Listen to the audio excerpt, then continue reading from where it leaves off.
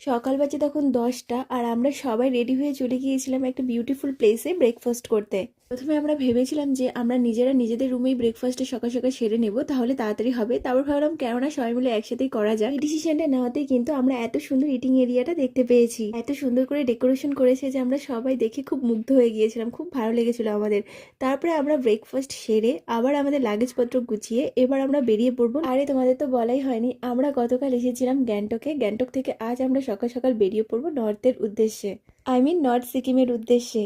কাল যেহেতু প্রচণ্ড টায়ার্ড ছিলাম, তাই কোনো রকম ভিডিও করিনি, আজ থেকেই শুরু করছিলাম। আজ থেকে আমাদের 6 দিনের জার্নি শুরু হয়ে গেল। আর প্রথমেই কিন্তু আমরা নর্থ সিকিমের উদ্দেশ্যে যাচ্ছি, সাথে সাথে আমরা যে সমস্ত রাস্তার মধ্যে ভিউ পয়েন্ট পড়ছিল সেগুলো দেখতে দেখতে যাচ্ছিলাম। আর এটা হলো 7 সিস্টার ভিউ পয়েন্ট। আর 7 সিস্টারের মধ্যে শুধু একজনই আছে, আর 6জন কোথায় গেছে জানি না। মানে এখানে একটাই ওয়াটারফল দিয়ে জল পড়ছিল, আর 6টা বন্ধ হয়ে গিয়েছে। আরো কয়েকটা সাইট সিং দেখে আবার গাড়িতে উঠে পড়েছি। যেহেতু গ্যাংটক থেকে নর্থ সিকিমের দূরত্ব প্রায় 7 ঘন্টার মতো, তাই তাড়াতাড়ি চলে যাচ্ছিলাম হোটেলে।